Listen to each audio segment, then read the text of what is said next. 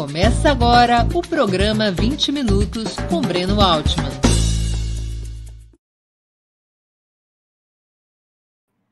Bom dia! Hoje é 28 de abril de 2021. Está começando mais uma edição do programa 20 Minutos.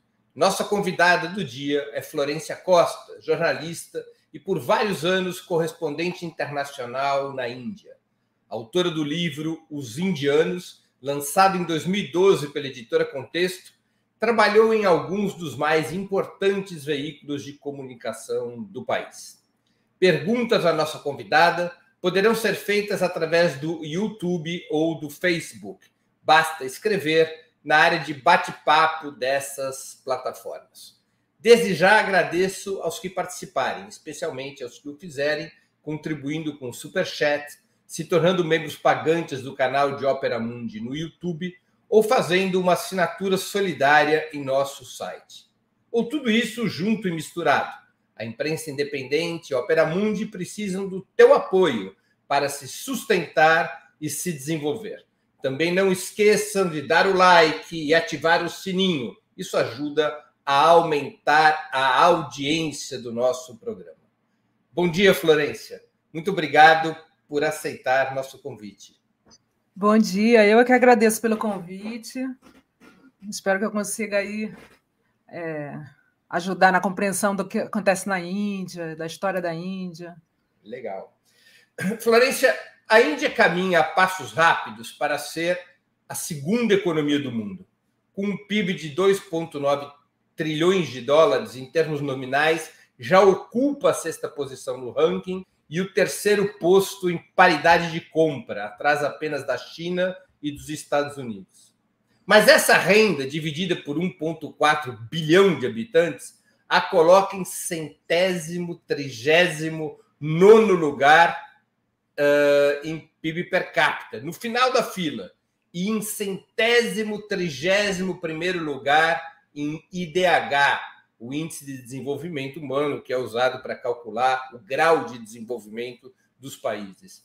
A Índia cresce concentrando renda e riqueza sem eliminar a pobreza? Essa é a conclusão que podemos chegar? Exatamente. Eu vou até dar um exemplo do filme que eu acho que está fazendo bastante sucesso aí na Netflix, O Tigre Branco, que eu vou falar no final.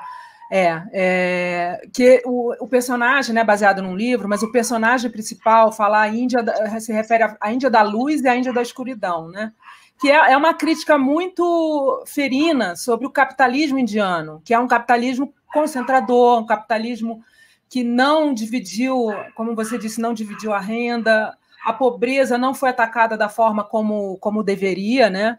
Então, por isso que eu acho que vale muito a pena ver esse filme para as pessoas começarem a entender, porque costuma-se celebrar muito só os números do crescimento econômico, né? A parte da luz, né? A parte da luz, a Índia da luz e a Índia da escuridão. A Índia da luz ela é muito celebrada. E essa Índia da escuridão nem é toda hora que você vê isso na mídia, na corporativa, né? Na mainstream mídia. Mas ela é fundamental, né? Eu acho, olha, por exemplo, essa pandemia que está tendo agora, teve um capítulo, um momento, que foi alguns dias atrás, em que os bilionários indianos, que a Índia é o terceiro lugar do mundo com bilionários, né? Tem 177 bilionários em dólar. Então, eles fugiram, agora que está pegando fogo lá, eles fugiram da Índia com seus jatinhos, foram para Dubai, foram para a Inglaterra, nos seus apartamentos e tal. Isso reflete muito o que é, né, o modelo da Índia, né, de concentração, de renda, a pobreza, por exemplo. Nossa, as imagens que eu via lá eram assim chocantes, muito piores do que do Brasil. Assim. Eu cheguei lá, acho que é importante dizer, né, eu cheguei lá em 2006, quando a Índia estava começando a ser muito celebrada na mídia, Newsweek, Times, todas as revistas do Economist. A Índia que brilha, a Índia que chegou finalmente à globalização e como uma estrela, né? E aí eu levei um choque. Eu fui primeiro para Mumbai, que é a capital financeira da Índia, fica no estado de Maharashtra, na costa oeste, passei 1 ano e meio lá, e Mumbai é um choque, assim, um contraste, né? Mais da metade da população mora em comunidades muito pobres, muita gente morando na rua, e depois eu morei em Delhi, né? 5 anos em Delhi. Então, de cara, eu já tive um choque de realidade, né? Essa Índia que brilhava, realmente tem um aspecto da Índia da luz, não dá para negar isso, mas tem o aspecto muito mais gritante, né? Que se evidencia muito mais, é esse aspecto da escuridão. E esse personagem do livro, ele fala uma hora assim, ou você devora ou você é devorado, porque ele quer dizer como é que foi esse processo de crescimento da Índia. Porque, assim, eu acho que eu tenho que fazer um pouquinho de um rewind, assim, voltar um pouquinho para explicar, né? Uhum. A independência da Índia foi em 47 e ela foi liderada pelo Partido do Congresso, que era o partido de oposição a esse partido atual nacionalista hindu de extrema-direita. E era o partido que liderou, né? Liderou o processo de independência, à frente o Jawaharlal Nehru, meio de centro-esquerda, assim, ele tinha influências dos movimentos socialistas, mas era mais light, assim, mas tinha. E o Gandhi, Mahatma Gandhi. Então, eram duas personagens mais importantes ali daquele movimento. E aí, depois, quando houve a independência, a Índia estava arrasada, né, completamente com a colonização britânica,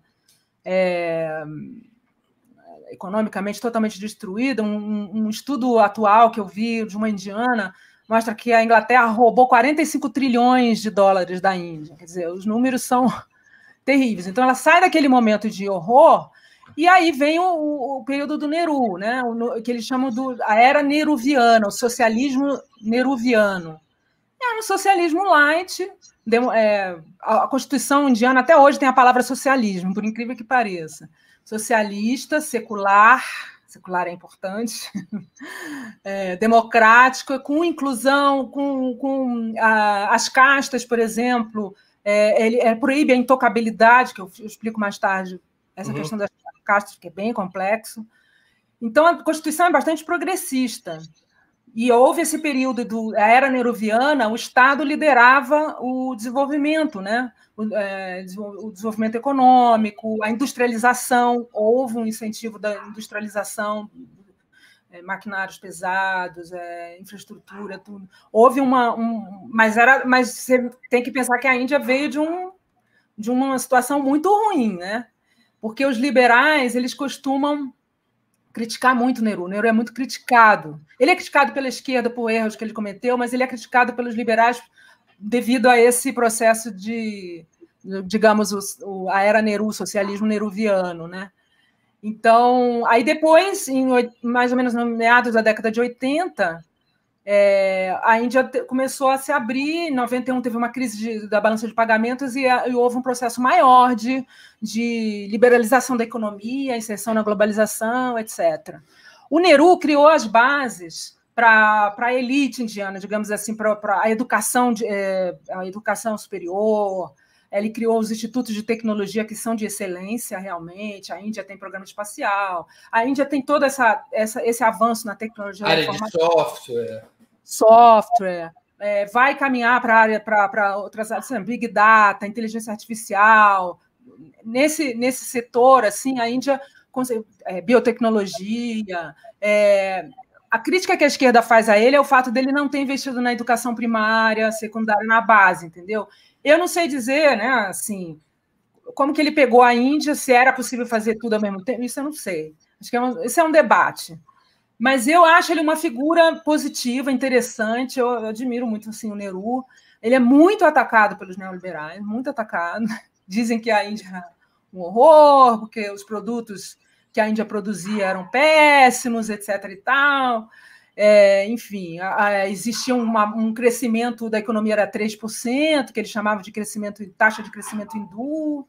Só que aí essa discussão cai por terra hoje. A gente tem... Eu não falei que em 91 houve liberalização, hoje já completa o quê? 30 anos, né? Mais de 30 anos, porque começou em meados da década de 80. E aí você tem essa concentração de renda, você tem a pobreza da Índia, que diminuiu. Claro que não era na época da independência, metade da população estava abaixo da linha da pobreza. Hoje você tem vários números, é um debate lá, essa qualificação de pobreza, o que é a pobreza e o que não é. Mas, assim, o Banco Mundial diz que 22% da população está abaixo da linha da pobreza, seriam 260 milhões de indianos. A população da Índia é 1,3, indo para 1,4 bilhão. Né? Então, mas tem outros estudos dizendo que é muito mais, dependendo, pode ser 300 milhões, 400, tem estudos que apontam para 800 milhões de pobres. E isso é engraçado. Ontem, o governo indiano anunciou que vai dar comida, grains, né, arroz, trigo e tal, por causa da pandemia, vai dar alimento para 800 milhões de pessoas. Então, é porque... para 4 Brasis. É uma loucura, né? Vão dar para 800 mil por 2 meses, por causa dessa tsunami que está acontecendo lá. Então, realmente, é muito... Olha, quando a gente chega na Índia, e aí você chega no aeroporto de Nova Delhi, por exemplo, é maravilhoso, aeroporto lindo, brilhante, lindo, é a Índia da luz. Aí você sai, tudo bem, você pode até pegar um carro super bacana, carros até produzidos lá, eles têm uma indústria automobilística, eles têm indústria na Índia, né? Com ar-condicionado, etc. Aí você para no sinal, ele é cercado por pobres pedindo comida, e muitas crianças que fazem esse gesto assim. É muito comum eles fazerem esse gesto assim, que é me dar alguma coisa para comer. As cenas de miséria que eu vi, porque eu tive que fazer a cobertura, né? Depois que em Delhi e em Mumbai, indo à comunidade, enfim, entrevistando muitos Dalits, né? Que são a base ali da pirâmide, os mais oprimidos, né? Aliás, Dalit significa oprimido. Depois eu explico direito essa história. Então, você são cenas assim chocantes. Agora, e, por exemplo, o trabalhador, eu acho que...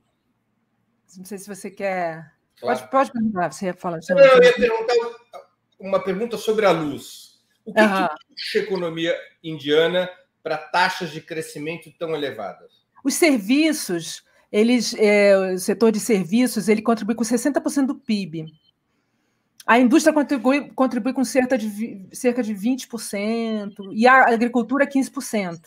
Então, assim, os serviços, que é essa questão dos softwares, do IT, tecnologia de informação, vários outros tipos de serviços, né, que eles promovem e exportam, né? Aliás, muitos engenheiros de software se formam na Índia, inclusive nesses maravilhosos institutos de tecnologia da Índia, que são muito criados pelo Nehru. Eu gosto sempre de falar isso, porque os liberais gostam de atacar. E, assim, houve política de desenvolvimento do estatal ali, sabe? Mas eles querem jogar fora o Estado, porque o Estado é uma porcaria, que só interessa... E não é, né? Com todos os problemas que o Nehru pode ter tido, ninguém é perfeito também, né? Mas foi a base a base do que a gente vê da luz da Índia vem do Nehru. Eu não acho que, se não tivesse tido essa base de industrialização com o Estado propulsionando isso, onde estaria hoje a Índia, entendeu? Então, assim, eles se formam nos institutos de tecnologia e muitos vão embora. É o brain drain, né? Fuga de cérebros, vão para os Estados Unidos. Aliás, a diáspora indiana nos Estados Unidos deve ter cerca de 5 milhões, é poderosíssima. É um dos grupos mais ricos dos Estados Unidos, super influente, e que tem maiores níveis de educação superior, mestrado, doutorado, comparado com os americanos até. Eles têm muita grana e muito estudo, né? E imagina se isso estivesse na Índia, né? Retornando. Muitos médicos também trabalham na Inglaterra, Canadá, Estados Unidos. Então, essa é a Índia da Luz. A Índia da Luz, você vê isso nas cidades. Eu morei em Mumbai, em Delhi, eu vi engarrafamentos de BMW. Eu frequentei muito para fazer reportagem, você tem que frequentar os dois mundos. Isso aí é em Mumbai.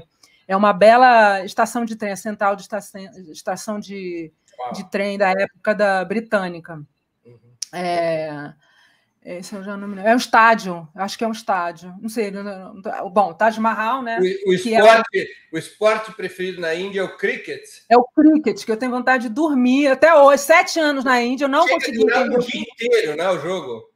Não, às vezes 3 dias, né? Sabe? Não... Olha, se algum dia eu reclamo... E dorme no estádio? Não, acho que volta. Eu nunca fiz isso, nem sei dizer. Mas, por exemplo, se algum dia eu reclamei de ver debate de futebol, de ficar, sabe, com futebol na veia aqui, eu gosto de futebol, mas eu me arrependo, eu me penitencio, estou totalmente errada, porque depois de ver debate de cricket, o pior do cricket é ver a mesa redonda do cricket. Horas. Não, ninguém merece. Bom, isso aí.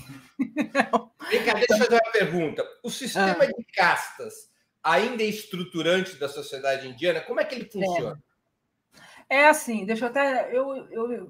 Eu fiz um... Eu costumo mostrar essa... Não sei se fica bom mostrar, mas... Sim. Ui, pronto.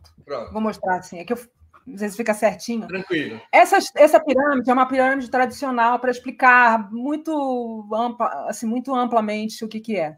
Tem o amarelinho, o azulzinho, o verdinho, são as castas altas, digamos assim. E esse laranja e o vermelhão são as castas intermediárias e baixas. E aqui os Dalits, que são os oprimidos, estão abaixo de tudo, nem na pirâmide estão. Eu vou explicar assim. É um sistema que é Você vai explicar de baixo para cima ou de cima para baixo? Você vai explicar de baixo para... Você vai explicar de baixo para cima ou de cima para baixo?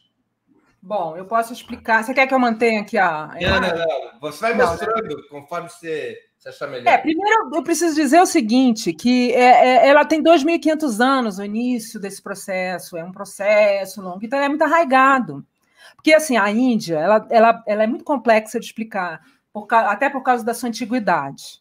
Ela tem 5.000 anos de civilização. A primeira civilização mesmo surgiu por volta de 2.800 a 3.000 anos antes de Cristo, a civilização do Vale do Rio Indo, ou civilização Harappa. Os sítios arqueológicos estão basicamente na área do Paquistão, norte da Índia.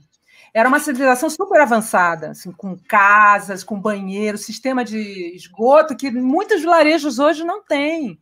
Com os tijolos usados nas casas, os britânicos depois usaram para a construção das ferrovias, sabe? Quer dizer, é uma história... Ninguém sabe como desapareceu, dizem que foi mudança climática, enchente ou seca. Desapareceu por volta de 1.500 anos, começou a surgir a Era Védica, que eram as tribos da Ásia Central arianas, e aí esse termo é linguístico, não tem nada a ver com aquela distorção nazista que eles se utilizaram de alguns símbolos indianos, né? Inclusive a suástica, que é um símbolo positivo, eles se utilizaram.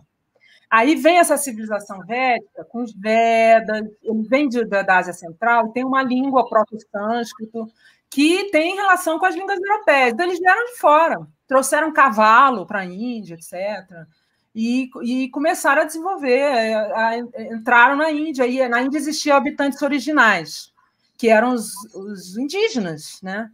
E eram mais escuros, e essas tribos eram de cor de pele mais clara. E aí começa a dominação, e começa essa questão do sistema de castas, começa nessa época da Era Védica, né? Eles têm seus próprios deuses relacionados à natureza, eram deuses diferentes do que são reverenciados hoje. Enfim, aí começa e com o tempo vai se estruturando, com séculos, assim. E aí é relacionado às profissões. Então, por exemplo, eu vou começar de cima, que é mais fácil. Os brahmanes, eles são relacionados tradicionalmente à questão da religião, sacerdotes, por exemplo, era tudo monopolizado por eles. A transmissão do conhecimento, o conhecimento que era, por exemplo, o sânscrito, eles é que ensinavam, né? E aí, depois, a segunda, que é o azulzinho, são os chátrias. Os chátrias é o poder político. Eu vou dar um exemplo de pessoas famosas. Por exemplo, de Brahmani, o Nehru, que eu falei ainda há pouco, era Brahmani, um Brahmani da Caxemira, um super Brahmani lá, de uma família Brahmani.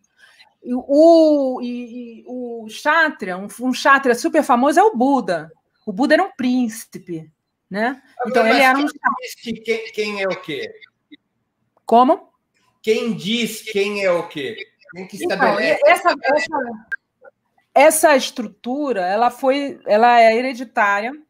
E ela nasceu pela ocupação, né? Qual é o sistema de profissões, assim. E foi se estabelecendo dessa forma hereditária, com casamentos arranjados dentro das castas, né? É como se fosse um título mobiliário. Você herda de pai para pai. Passa de pai para filho e você não foge disso. Se você nasceu Brahmana, Kshatriya ou Vaishya esse verdinho, são os comerciantes, são as 3 castas altas, que, por exemplo, os casamentos são menos complicados entre esses 3. Não tem problema. O problema é quando os casamentos vão para mistura, né? As categorias. Esse sistema é constitucionalizado? Não. A casta não está... Inclusive, a Constituição de 50, ela proibiu a intocabilidade, uma das figuras mais importantes desse processo da Constituição de 1950, que foi o pai da Constituição, foi o maior líder dos Dalits, que é o Ambedkar, que talvez tenha a foto dele aí.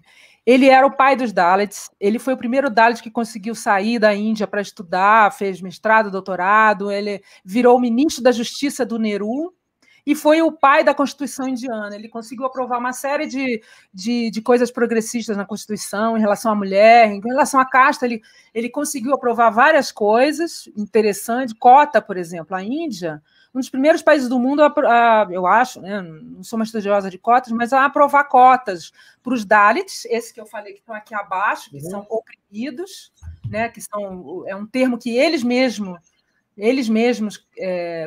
usam. São os trabalhadores braçais. Não, os trabalhadores braçais são essa parte vermelha aqui. Então, que é o que eu estava falando. Os brahmanas, os kshatriyas, que é o poder, né? E o poder militar, poder político. Os marajás eram kshatriyas, né? Os vaishyas, que eram traders, né? Comerciantes. O Gandhi eram os vaishya, que era esse verdinho aqui. Então, a casta alta, mas era dessa categoria. Os bilionários, que eu falei há pouco, boa parte deles são vaishyas. Você vê como vai se mantendo, né? Uhum. Mas a elite indiana, a maior parte é de casta alta. Aí você tem as castas intermediárias que estão ascendendo. Nessa onda de crescimento houve uma certa ascensão, muitos agricultores são castas intermediárias. O Modi é o que eles chamam de OBC. O primeiro-ministro da Índia, o Narendra Modi, ele é uma casta intermediária, meio baixa, assim. E aí o vermelhão baixo, os Shudras, né? Essa casta intermediária laranja, ela é composta por pessoas de que profissão? É difícil. Tem centenas de castas, né? Milhares de castas, aliás. É difícil dizer. Assim, a gente pode estar na agricultura, pode estar em vários, porque hoje a economia é sofisticada, né? Você tem todo tipo de profissão, nem toda profissão está dentro de uma casta. Algumas tradicionais profissões estão. Por exemplo, barbeiro é casta baixa. Quem lida com couro de vaca, couro de animal, tirar o couro de animal para usar para fazer bolsa, por exemplo, casta baixa. E os Dalits, aí que você perguntou, porque assim, tem os trabalhadores braçais em geral são essa parte de baixo da pirâmide. Quem está abaixo da parte de baixo da pirâmide são os Dalits. Por isso que eles inclusive, em 1950, ganharam cotas no serviço público e no serviço e na educação pública, né? Mas eles profissionalmente, os Dalits são o quê? São pessoas sem trabalho. Então, tradicionalmente, nessa tradição toda, eles fariam trabalhos considerados, entre aspas, impuros, que era limpeza de latrina, de serviço sanitário, até coisas como limpar couro de animal, esse que eu falei, porque, inclusive, de vaca, que é sagrada, né, e tal. Esse tipo de trabalho que religiosamente se considera impuro.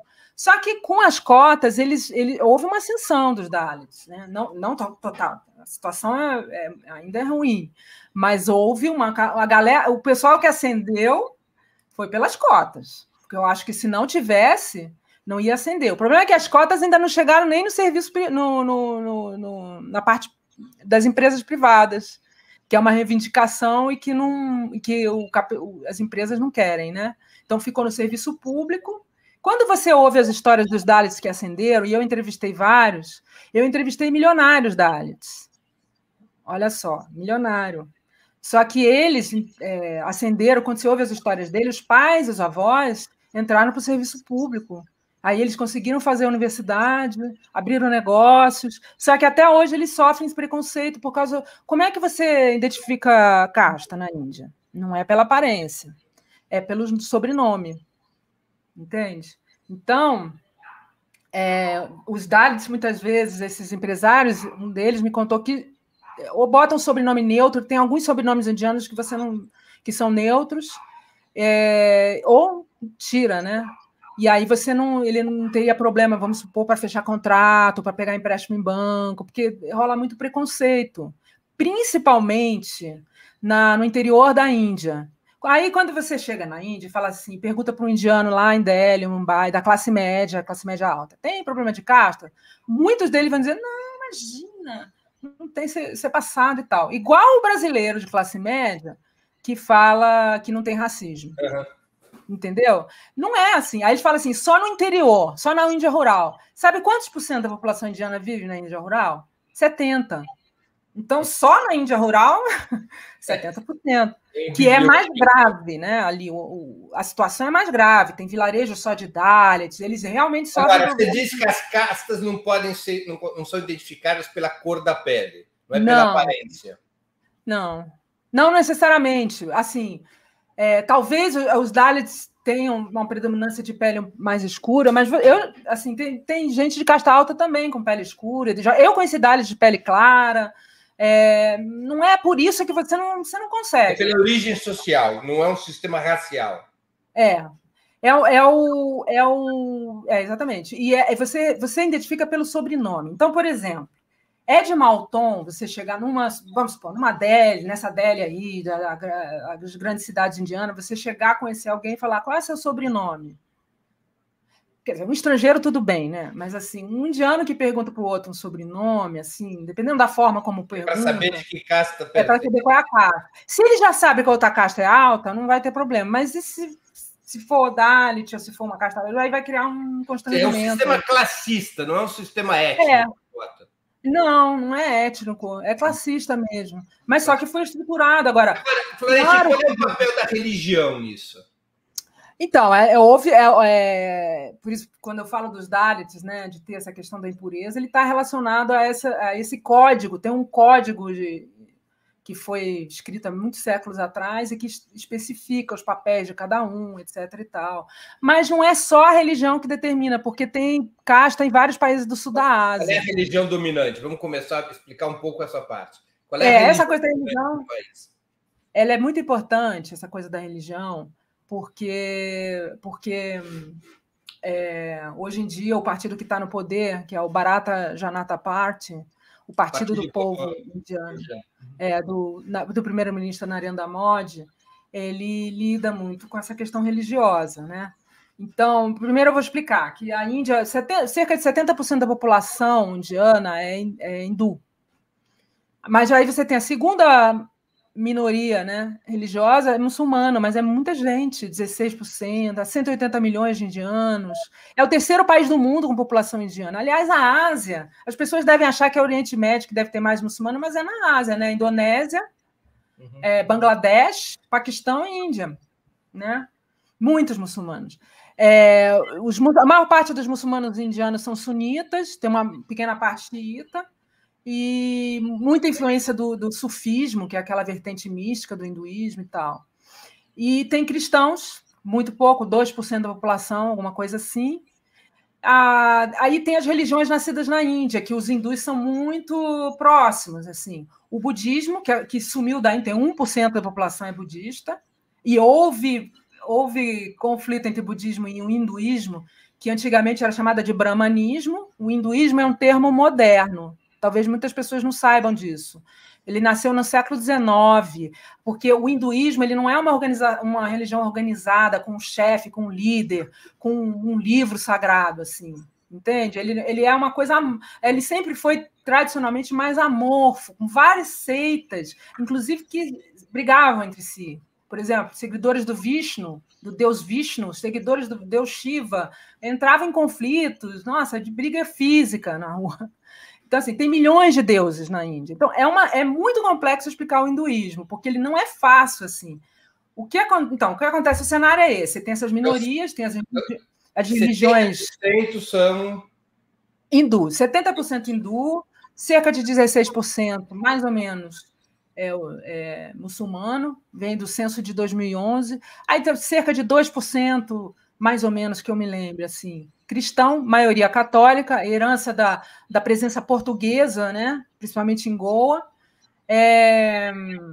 Depois tem Sikhs. Os Sikhs são aqueles que usam um turbante específico, porque tem vários tipos de turbante na Índia. Então, um turbante mais pontudo, que o ex-primeiro-ministro da Índia, o Manmohan Singh, do Partido do Congresso, ele era Sikh, ele é Sikh, tá vendo?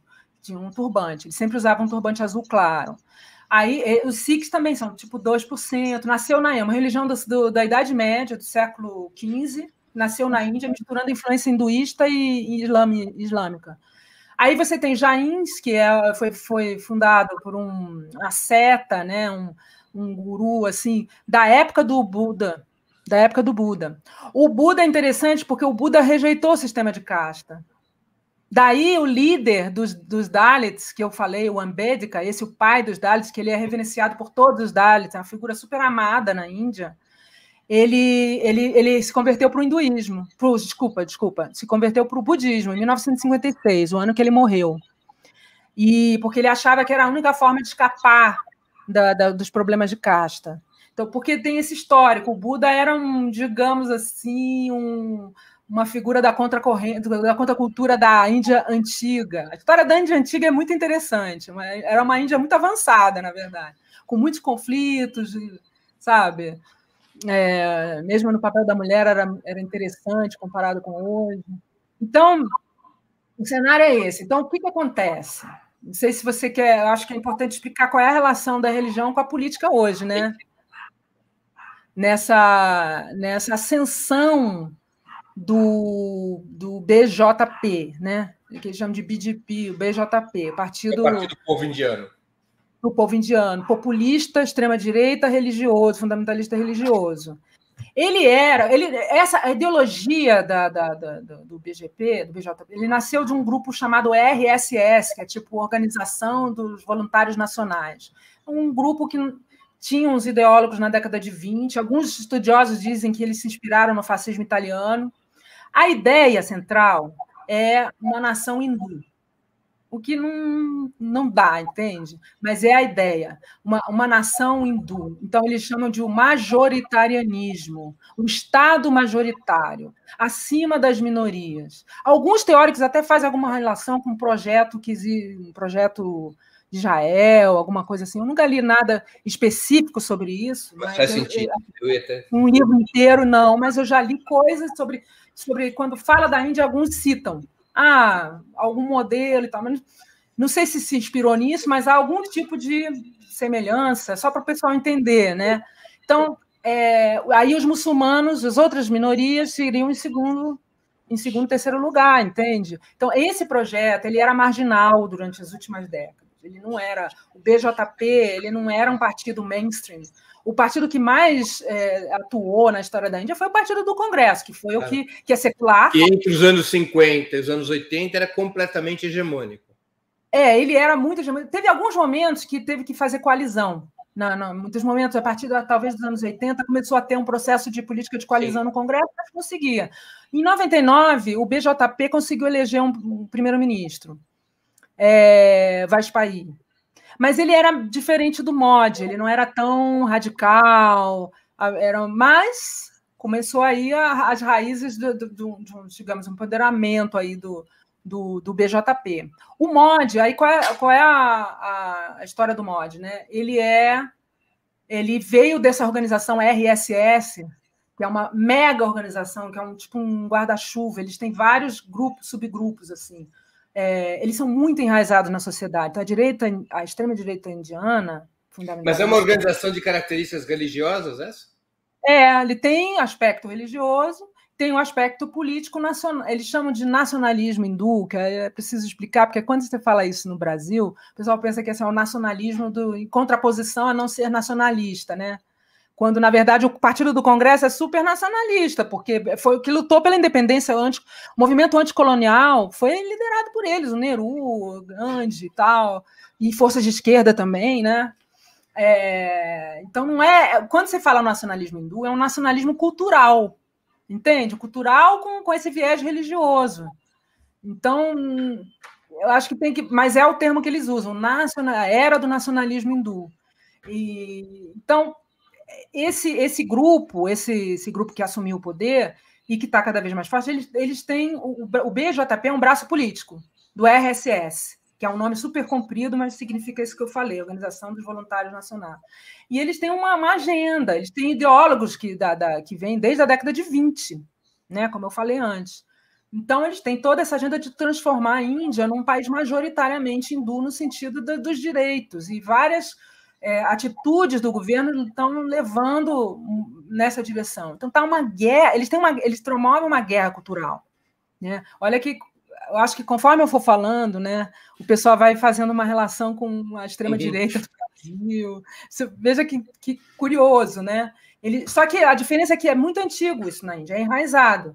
Essa questão do secularismo, que foi promovido pelo Nehru, pelas forças progressistas, pela Constituição, ela sempre teve ali grupos debaixo do tapete, questionando, entendeu? Os muçulmanos sempre ficaram numa situação de ter que provar que são indianos, que gostam da pátria. Quando tem, por exemplo, jogo de cricket, que o cricket é a paixão deles, né?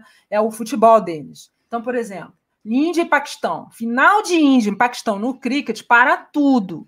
Para tudo. E aí, assim, é muito tradicional, assim, as casas muçulmanas nas comunidades pobres botam bandeira da Índia para dizer, olha, eu estou torcendo pela Índia, entende? Eles tentam reforçar isso.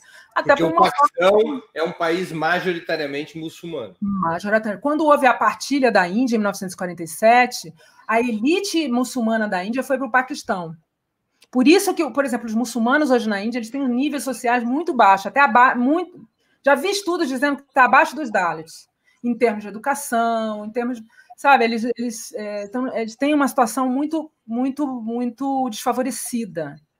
E estavam discutindo até cota para muçulmano na época do Partido do Congresso. Então, por isso houve essa reação. Porque na independência, o objetivo das forças anti-britânicas era um só país, não é? Era. Mas aí a partilha da Índia, de acordo com muitos estudiosos, por uma iniciativa do Império Britânico para dividir o poder da Índia. O Império Britânico todo o tempo dividia, inclusive por castas, por religião. Tradicionalmente, os indianos, na época antes da colonização, não existia muita diferença entre essa coisa de eu sou hindu, eu sou muçulmano. A Índia ela teve vários imperadores. Vocês mostraram aí a foto, muçulmanos, né? Vocês mostraram a foto do Taj Mahal, que é o principal símbolo, né, da Índia, que é um mausoléu construído por um imperador muçulmano, Shah Jahan. Ele construiu para a esposa dele, a Mumtaz Mahal, a favorita lá do harém, né? E que morreu no parto, no 14º filho. E aí, esse monumento maravilhoso, o maior símbolo da Índia, isso mostra a mistura da cultura indiana. É muito importante dizer isso, porque o que o governo pretende, esse governo nacionalista hindu, pretende mostrar, né, para o mundo e para tudo, que a Índia é hindu. Não é verdade. Né? A Índia é hindu, mas é outras coisas também. Então, a cultura indiana, principalmente no norte da Índia, tem uma forte influência persa.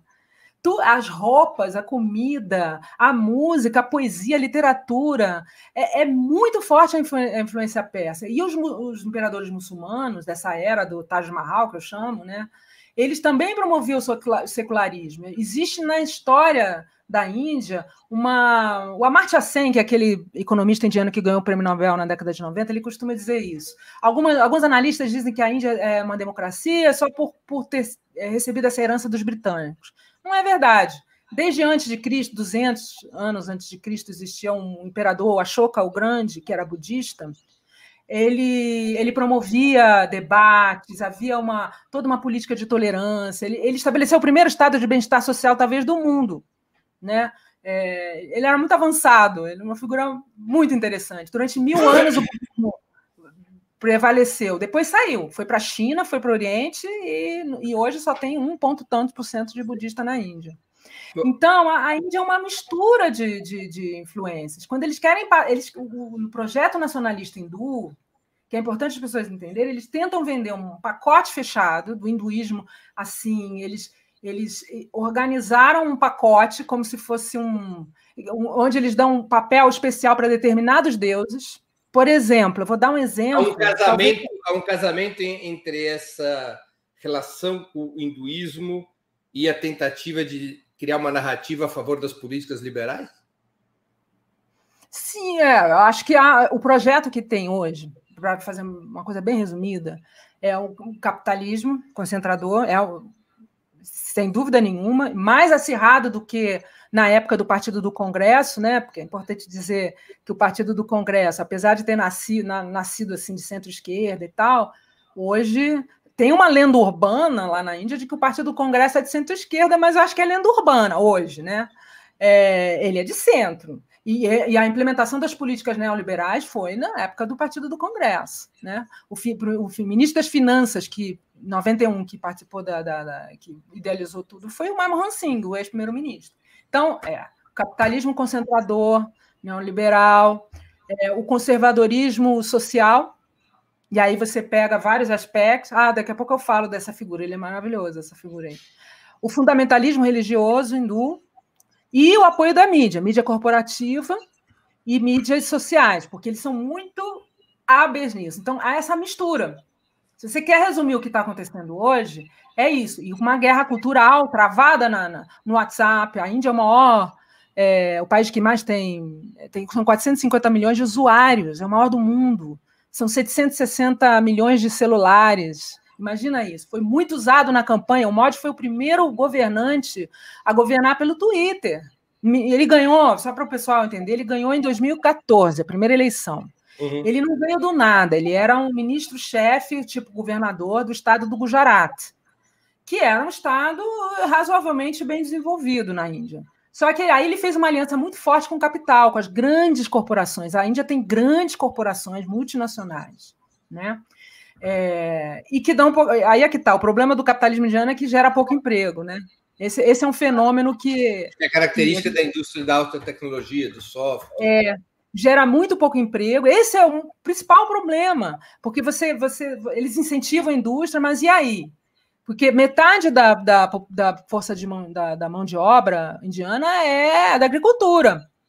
Entende? Que a agricultura contribui com 15% do PIB e emprega 50% da mão de obra. A indústria, 20%, emprega 20%, e o setor de serviço, que contribui com 60% do PIB, é super importante, né? Na contribuição do PIB, emprega 30% da força de trabalho. Então, olha as contradições. Essa equação ela não fechou, entende? Então, é muito importante. Aí você entender, inclusive, que o projeto do Modi, ele acirra mais, mas é uma continuação, digamos assim. Mas é uma guerra cultural contra quem? Então, uma guerra cultural, assim, olha ali, a gente vai também fazer uma viagem aí, fazendo alguns paralelos, né, de vez em quando.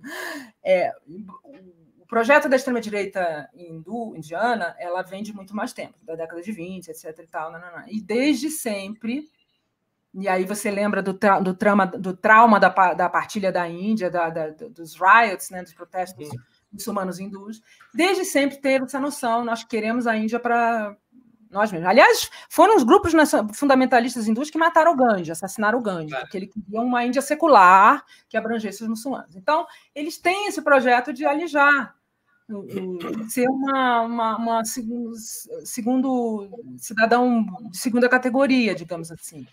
Deixa eu colocar... Perdão. Pode falar. Eu falo demais também. Não, é que são tantos assuntos que... É muita coisa. E é complicado de explicar, então por isso que eu vou falando assim, porque vai vindo um monte de informação, mas vai lá, organiza aí. Olha, durante muitos anos, você mesma registrou isso, até os anos 80, o Partido do Congresso, do Jawaharlal Nehru e da Indira Gandhi foi hegemônico. Depois, passou a ter no Partido Povo Indiano, de direita, um rival, Partido dos anos 80, e atualmente é esse o partido que governa o país, com Narendra Modi. O sistema político indiano, na prática, em termos nacionais, é bipartidário? Não. Eles têm esses dois partidos, o Partido do Congresso e o Partido BJP do MOD, mas a partir, acho que de meados da década de 90, alguma coisa assim, a ascensão dos partidos regionais. Porque eu esqueci de falar, é tanta coisa que é difícil, mas olha só, a Índia é um subcontinente. Então, são os estados, eles são como... Ele é mais variado do que a Europa, vamos dizer assim, Portugal e Alemanha. Entende? Não é variado, não é. A diversidade da Índia é muito maior do que Portugal e Espanha. É como se, por exemplo, no sul da Índia eles falam uma língua que seria o equivalente para a gente ao chinês. Você não entende absolutamente nada. Se você vem do norte da Índia e fala hindi, que é a principal língua, mas falada por 40% da população, no sul da Índia eles ou não gostam, ou não querem, e falam uma língua que você não entende absolutamente nada. Então, estou dando esse exemplo para dizer qual é a diversidade, né? A diversidade do país que reflete na política. Então, tem partidos, grandes lideranças regionais. Por exemplo, agora está tendo eleição nos estados. Então, a maior guerra eleitoral que está tendo agora, e que está ligada a esse problema da pandemia, porque está tendo rally, como é que fala? Comício, num dos estados, West Bengal, Bengala Ocidental, cuja capital é a cidade de Calcutá, famosa, né? É uma líder, é uma ministra-chefe mulher, líder lá. É uma liderança de muito tempo, que combate o MOD, né? E, então, você tem vários partidos regionais, é uma equação ali. O problema é que o BJP se tornou forte em 2014.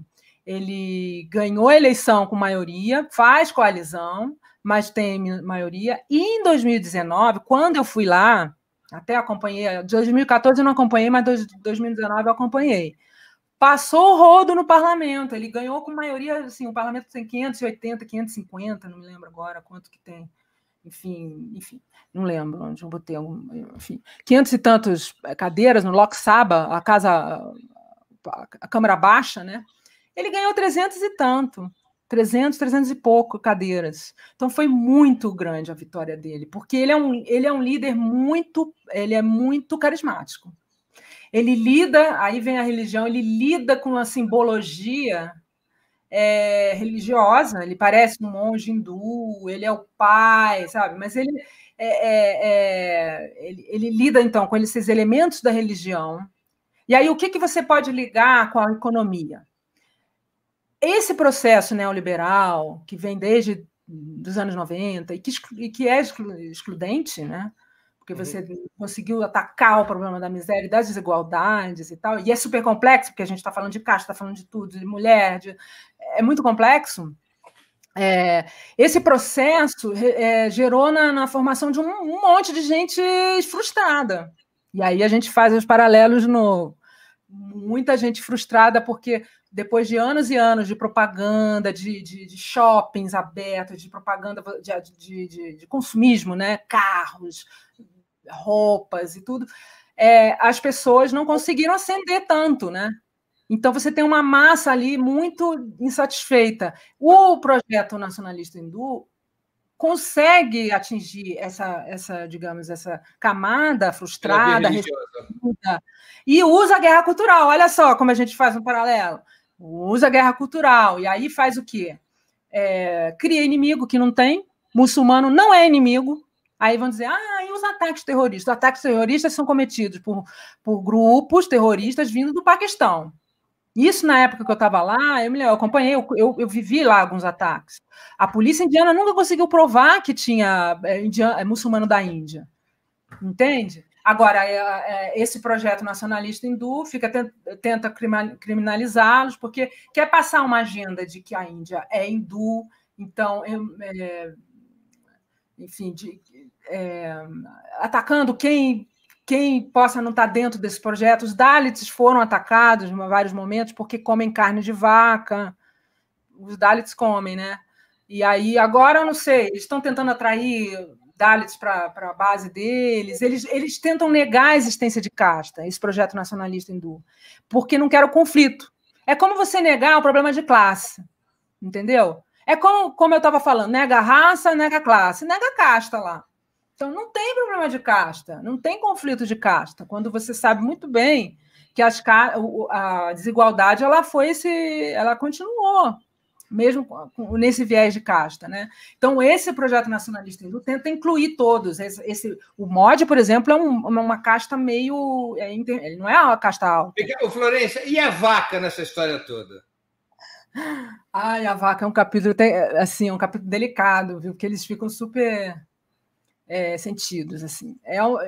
Eu devo dizer que eu adoro vaca, que eu nem como mais vaca, porque eu sou dessa linha, não por motivos religiosos, que eu não sou religiosa, mas é porque eu tenho pena de bicho, tá? E eu me afeiçoei às vacas lá na Índia, porque eu via muita vaca lá na rua.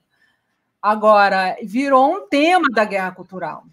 E que é um tema que não tem nada a ver, entende? É uma criação do inimigo, para poder não tocar os assuntos principais, porque qual é o assunto principal? Aqui no Brasil ou na Índia? Econômico, né? É a exclusão, é o modelo econômico, mas não vamos tocar nisso. Vamos mobilizar as pessoas por outras formas, e mobilizam por WhatsApp, enfim. Aí nos últimos anos, alguns casos de perseguição, como é que fala? Um termo que me fugiu, mas quando você mata a pessoa na rua, uma série de grupos, um grupo mata uma pessoa na rua. Como? Linchamento. Linchamento de muçulmano e de Dalit que carregava já uma vaca, por exemplo. E aí, uma vaca já morta, por exemplo. Porque a vaca já morta você poderia tirar o couro, né? Não que ele vai lá e vai matar a vaca. Então, teve vários episódios desse tipo que ficaram mais... Porque há uma vista grossa das autoridades, segundo a oposição, né? Então, a vaca, agora eu vou te falar, tem... esse grupo de direita, da extrema-direita, eles usam muito a pseudociência que aí eu vou entrar na vaca, tem a ver com a vaca. Eles usam a pseudociência e distorções históricas, assim, bizarras, para a gente ver como é que tem um padrão ali, né? Quando eu morava lá, eu tenho um super guru de yoga famosão, milionário, etc., que abriu uma rede de lojas, de produtos à base da vaca. Ou produtos assim, que também são ayurvédicos, mas muita coisa de vaca, entendeu? Tem remédios, tem sabonete, não sei o quê. Aí eu fiz uma viagem para a beira do Ganges, para uma cidade na beira do Ganges, e fui visitar o ashram dele, que é um retiro espiritual lá, e tem a loja. Falei, eu tenho que ver. Tinha um produto que eles vendem, então essas forças nacionalistas hindus, né, vendem os produtos à base de vaca como se fossem tão sagrados que eles vão te curar. Aí tinha um produto que era um líquido, uma bebida, que a mídia indiana apelidou, a mídia indiana na época minha era super vocal, né? Apelidou de Coca-Cola. Cal de vaca, né? E Coca-Cola, que era uma bebida que cura de unha cravada, diabetes, câncer, tudo que você quiser.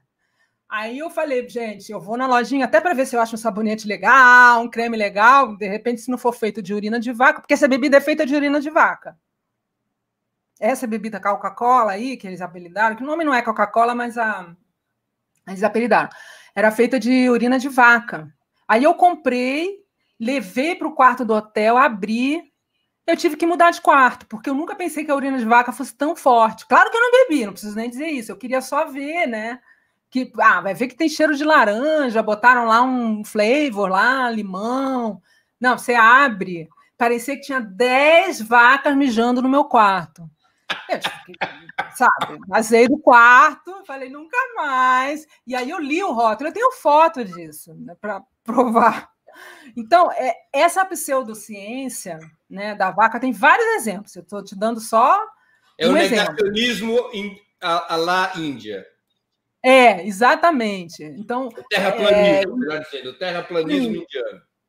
Terraplanismo religioso e tal, né? Florência, então, qual é a origem dessa supremacia da vaca sobre a Índia? Oi? Qual é a origem dessa... isso é muito antigo, vem do fato de que a vaca... sagrado da vaca. Vem do fato de que a vaca ela produz, né, o leite, ela produz, você pode fazer ricota, eles comem muito uma ricota lá, um paneer, o ghee, né, o ghee é a manteiga clarificada, que é super considerado lá na Índia, se usa nas comidas religiosas, tem essa origem da mãe a mãe bondosa, tem toda essa origem, mas na antiguidade, os historiadores que sofrem muito na Índia, eu estou falando historiador de verdade, de categoria, né? Eles dizem que se comia carne de vaca na antiguidade. Né? E aí você pode imaginar o tipo de ataque que eles não sofrem, né? Porque a distorção da história, e isso a gente também faz o nosso paralelo aqui, ela é direta no projeto Hindutva. Aliás, eu queria lembrar, existe um nome para esse projeto, é Hindutva, é a ideologia que rege esse projeto nacionalista hindu. E por que as camadas, as castas mais baixas podem comer carne e as mais ricas não? Porque, como elas são mais pobres, né, elas comem o que... Então, a vaca morreu, vai comer a vaca que tem lá. Mas não podem matar a vaca para comer. Não, ainda em vários estados é proibido. Alguns estados têm. O Gujarat, por exemplo, que é o estado do Modi, é super radical. Agora, tem estados que se come, mas agora está muito complicado, é diferente da minha época. Eu morei lá até 2012, né? Estava muito mais lá, não tinha esses casos que eu estou falando agora, foram casos que vieram agora, em alguns estados é crime, você pode ir para a cadeia se matar uma vaca. Eu acho que é crime, se tem. Tem alguns estados que passaram leis de que você pode ser preso se você matar a vaca e tal. Eu visitei uma gauchala lá uma vez. Gauchala é um abrigo de vaca. De templos hindus têm umas gauchalas. E aí, lá dentro, assim, dezenas de vacas com como é que fala? Não é ar-condicionado, é ventilador. E, assim, elas super com comida, ventilador, super bem. Elas têm uma situação melhor do que muitos pobres lá, né?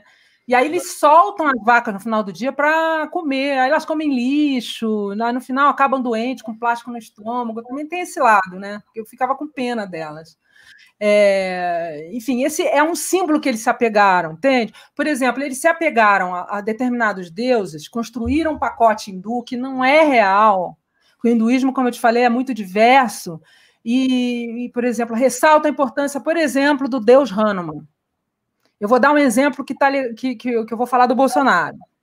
Por que eu vou falar? O deus Hanuman é um deus do hinduísmo que personifica força, coragem, e ele é um personagem do Ramayana, que é um épico hindu. Ele é muito querido, é um deus muito querido. Ele não tem nada a ver com a política, entende? Só que eles usam o deus Hanuman e o príncipe Rama, que é o herói do Ramayana, para glorificar e tentar atrair a base, né, num hinduísmo glorioso. Por que eu falei do Bolsonaro? Porque quando teve agora recente, em janeiro, não sei se vocês lembram, que o Brasil comprou vacina da Índia, eles trocaram no Twitter, eles trocaram mensagens com a imagem do Hanuman agradecendo. O Bolsonaro a equipe do Bolsonaro foi enfim, ajudada ali pelos indianos, e botaram um Hanuman voador com uma erva na mão, porque isso faz referência a um mito indiano, que o Hanuman ele realmente voa para as montanhas dos Himalaias para pegar uma erva curadora para salvar a heroína do Ramayana. Tem essa história. Então, eles botaram assim, obrigado em hindi, Dhanyabad. No Twitter, o Bolsonaro, a conta lá, o post dele, bota assim, obrigado, Modi, não sei o que, por ter dado aquelas vacinas da AstraZeneca lá no início. Que deu aquela confusão, lembra? Que deu Deixa eu colocar aqui uma questão de uma internauta nossa, que é membro do canal do Ópera Mundi no YouTube, a Débora Bertol. É possível falar do papel das mulheres na Índia? É dos assuntos mais polêmicos, né? Porque a sociedade indiana é muito patriarcal, principalmente no norte da Índia. Como eu falei da diversidade, no sul existem até comunidades matriarcais. Mas o norte está ali, do lado do Paquistão, do Afeganistão. Você pega um avião de manhã na Índia, toma café da manhã e vai almoçar em Cabul. E volta, e depois vai para o Paquistão jantar, entendeu? É ali tudo perto, né? Então, é uma cultura patriarcal milenar, e o projeto também nacionalista hindu, ele é conservador social, então ele procura manter mais ainda assim um conservadorismo com relação ao controle da mulher. Por exemplo, existe um projeto deles, que eles muito super polêmico, eles chamam de Love Jihad, que eles acusam os muçulmanos de atrair as mulheres hindus para casar, entende? Para convertê-las, porque quando você casa com um muçulmano, você tem que se converter antes, é obrigatório. Então, é obrigatório por lei? Não, pela tradição muçulmana. Eu não entendo muito. Eu tenho uma amiga americana que casou com um muçulmano da Caxemira, uma jornalista. E ela passou por um processo de conversão assim, tipo, converto, tudo bem, assim, não liga muito. Ela é de família cristã até. Mas, enfim, existe esse projeto, essa questão da mulher, então ela tem essa questão cultural. Né? Os governos mais progressistas tentaram atacar de várias formas, eles têm projetos, até hoje também tem, não se cortaram projetos. Por exemplo, de dar incentivo para as famílias terem meninas, não abortarem, porque isso é uma praga lá na Índia de abortar menina. Por isso que eles proibiram o exame para saber o sexo do bebê. Você não pode saber, teoricamente, né? Tem as coisas debaixo da lei ali, depende, né? Você pode conseguir saber, mas no geral você não pode saber. Foi proibido o exame para ver qual era o sexo do bebê. Porque o que estava acontecendo? A Índia tem menos mulheres, tem uma taxa de 890 a 900 mulheres por 1.000 homens, diferente de outros países, né? Diferente da maioria esmagadora dos países. Então, e por quê? Porque na tradição indiana, não é você ter muita menina, eles não querem ter muita menina, preferem ter menino, porque a menina, depois você vai casar, aí é que tá, a tradição é muito forte, a menina tem que dar o dote, e o dote não é nada barato. Na classe média, né? As famílias muito pobres, você vê muita menininha na rua.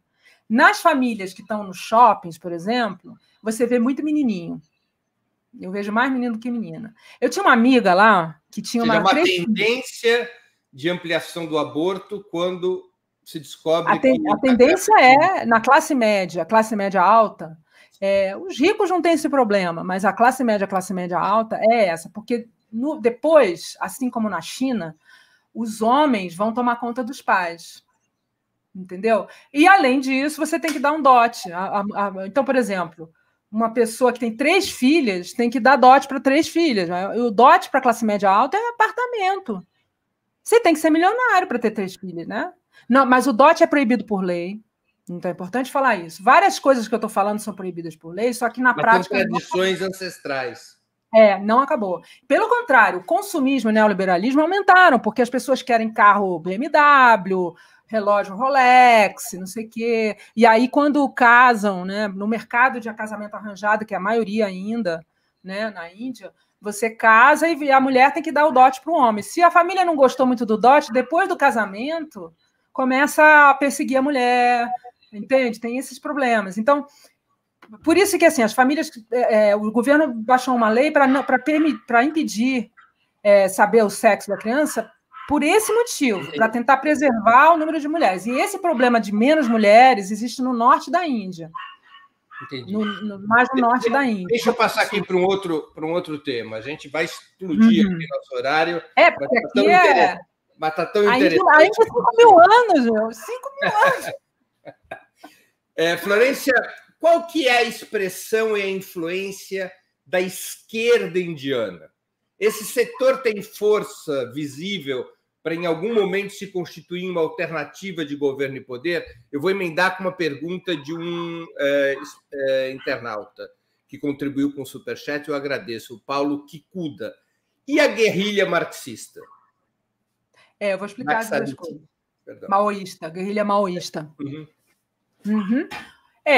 A esquerda indiana está fraca.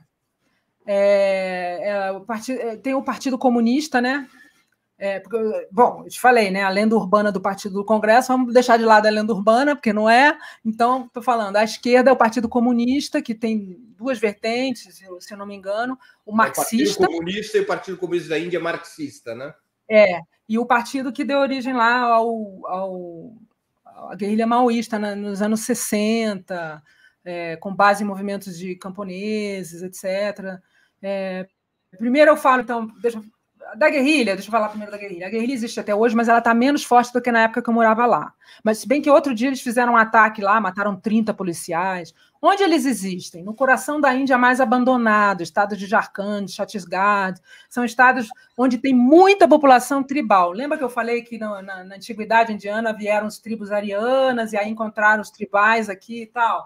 Esses tribais, eles estão em muitas dessas regiões na floresta. E eles são completamente esquecidos pelo Estado. Completamente. Pior ainda, com o neoliberalismo, as corporações vêm e tem o processo de aquisição de terra, mineradoras, então há um choque, entende? Então, e tem a questão da mulher também, que as mulheres, tanto Dalits quanto tribais, elas estão na base da pirâmide de opressão. Se há um ser mais oprimido da Índia, é a mulher sempre de casta de Dalit e tribais, estupros por parte de homens de casta alta, etc. e tal. Então, muitas guerrilheiras são mulheres, viu? São bravas, combatentes, mulheres, tribais, que pegam em arma e estão lá lutando. Está menor a influência da guerrilha. Outro dia eu vi um mapa, eu vi que estava menos espalhado. Eles vêm, atacam e voltam. Eles não dominam um território, entendeu? Assim. Agora, o Partido Comunista Marxista não aderiu a essa vertente de fazer guerrilha. Ele tem um representante muito importante hoje, que é o governador, tipo o ministro-chefe, mas que eu vou dizer governador, do estado de Kerala, no sul da Índia, que é o estado que... Ele é o comunista, o governador, né? Ele é o estado... No sul da Índia, né? No sul da Índia, lá no sul. Que fala uma língua totalmente diferente do hindi, é o Malayalam. Tem os maiores índices... Não tem analfabetismo. O analfabetismo geral na Índia é por volta de 70%, é pior dos BRICS. Tá? Os níveis sociais da Índia, se você pegar os BRICS, expectativa de vida, 69 anos, todos piores. Por aí vai. Em Kerala, não tem analfabeto, o nível é bem alto, porque historicamente Kerala teve governantes progressistas, inclusive antes dos comunistas, marajás mais ilustrados, digamos assim. Mas teve a primeira eleição, a história da primeira eleição do Partido Comunista, que chegou ao poder pelo voto, foi em Kerala, em 1957. Acho que era a era Khrushchev na União Soviética, né? Foi o primeiro caso, pelo menos é o que os indianos dizem, né? E vem, vai e volta, agora voltou o Partido Comunista. Então, toda essa política social, eles investiram em educação, investiram em saúde. Essa questão da saúde indiana, que a Índia é um dos países que menos gasta com saúde no mundo.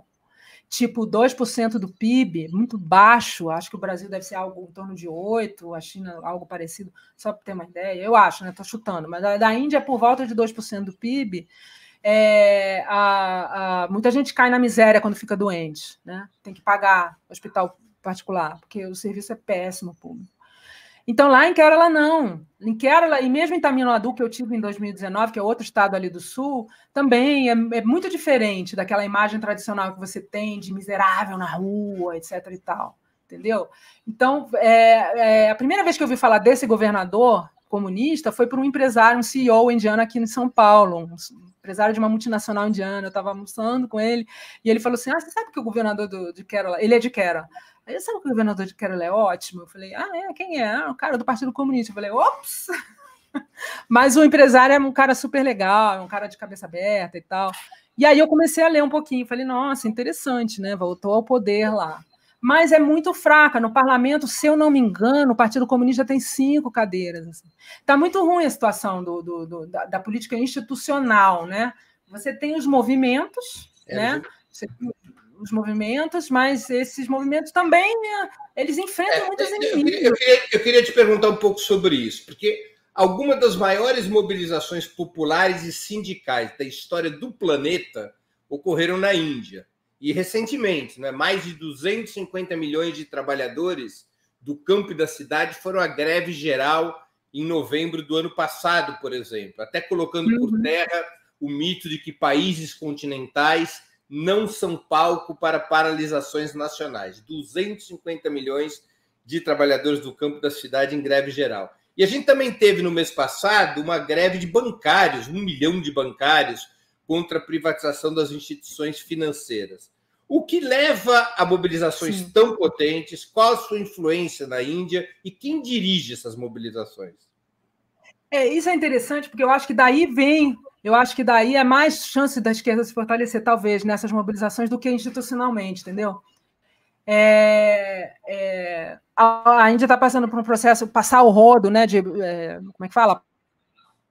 Passar a boiada, que a gente aqui, teve a passar a boiada ano passado também, que estão tentando privatizar tudo, as leis trabalhistas as leis trabalhistas na Índia são as mais flexíveis do mundo, se ganha muito pouco, se trabalha muito, não tem benefício nenhum, e passaram mais leis, relaxando mais ainda no ano passado, com desculpa da pandemia.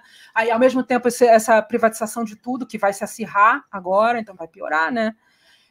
Isso criou esses movimentos de protesto dos trabalhadores organizados, que hoje estão mais fracos do que os sindicatos estão mais fracos do que na era da Indira Gandhi, por exemplo.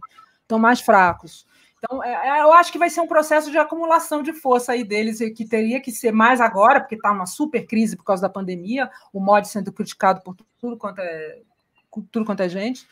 E o processo dos agricultores está dentro desse contexto também de liberalização e flexibilização.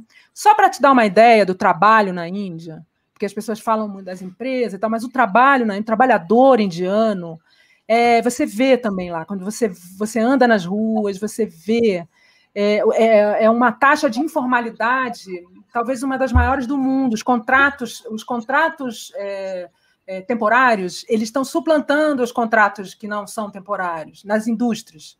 A maior parte dos trabalhadores de indústria são de indústrias pequenas e médias, então é muito pouco.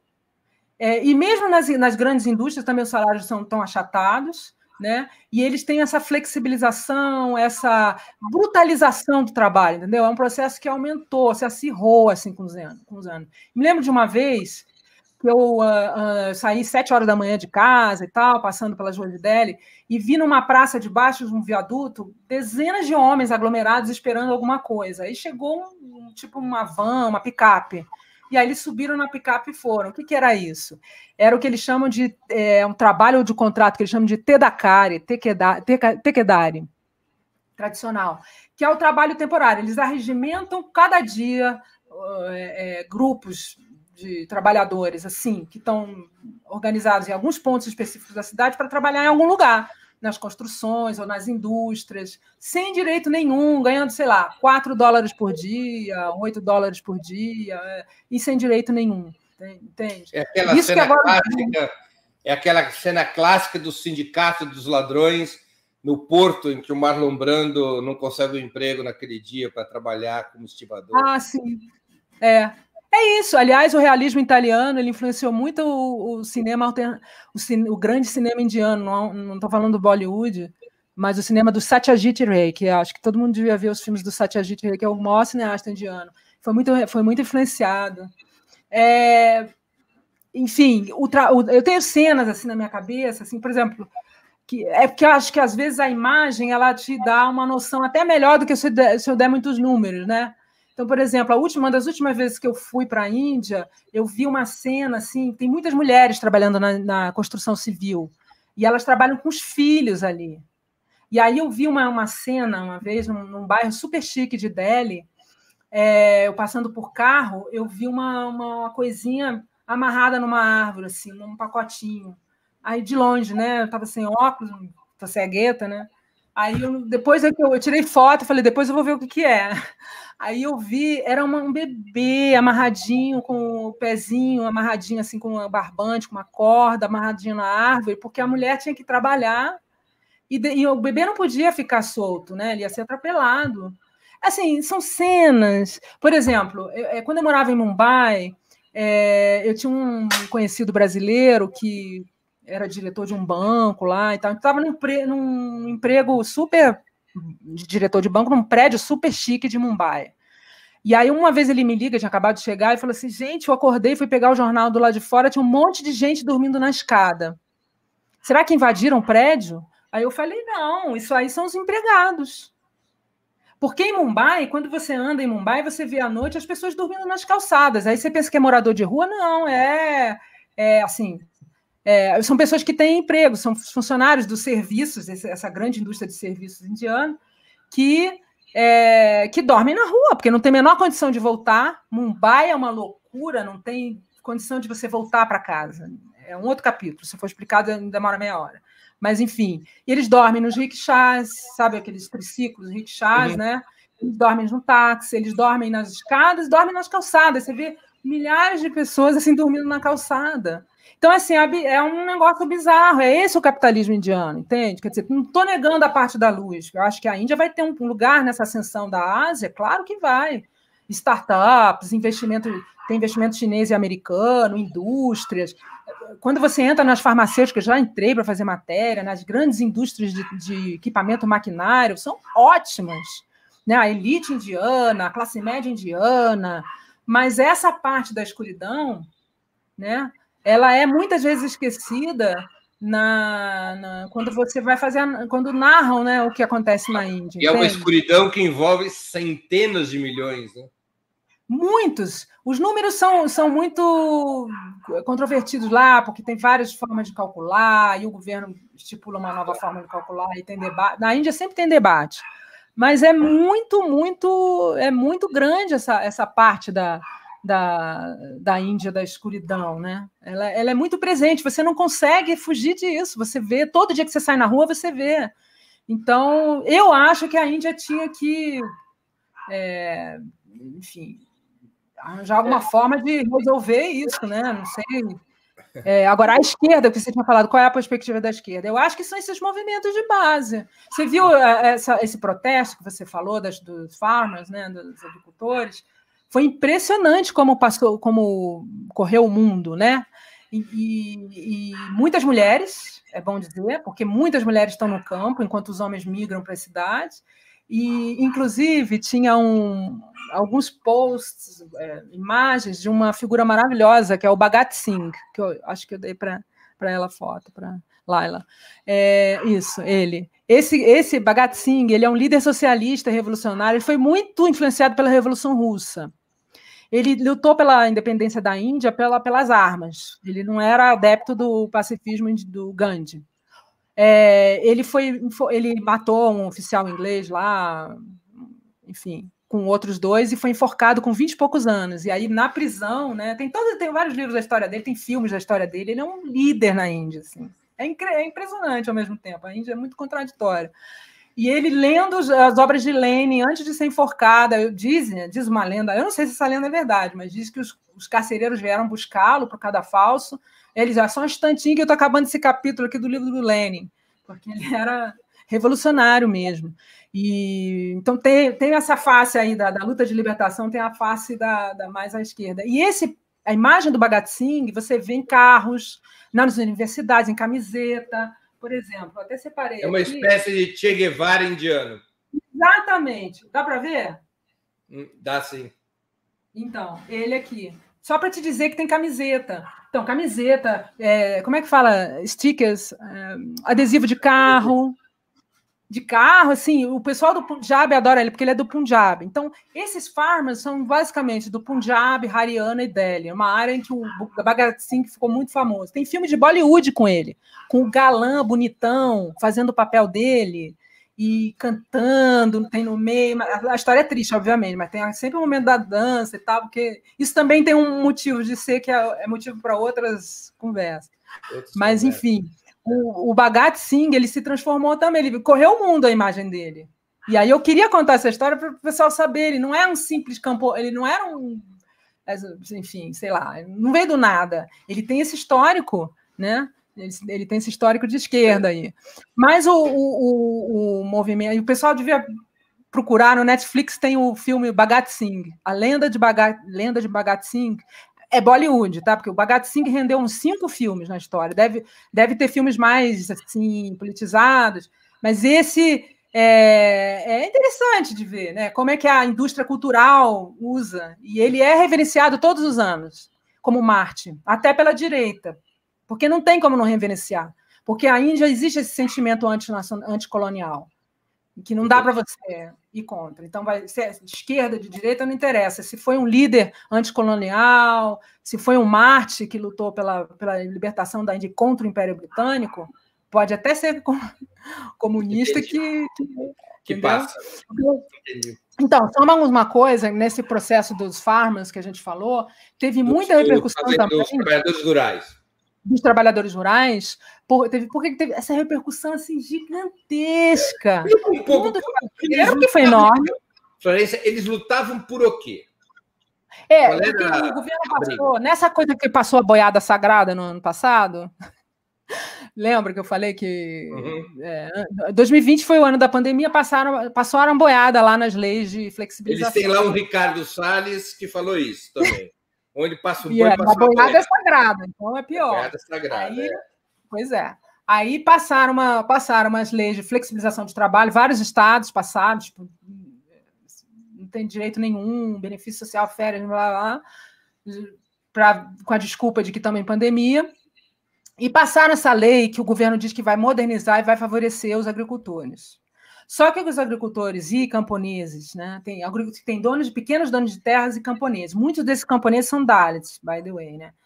E essas leis, elas flexibilizam lá, elas mudam o sistema de compra, de estoque e de preços, porque eles tinham uma garantia de preço do Estado.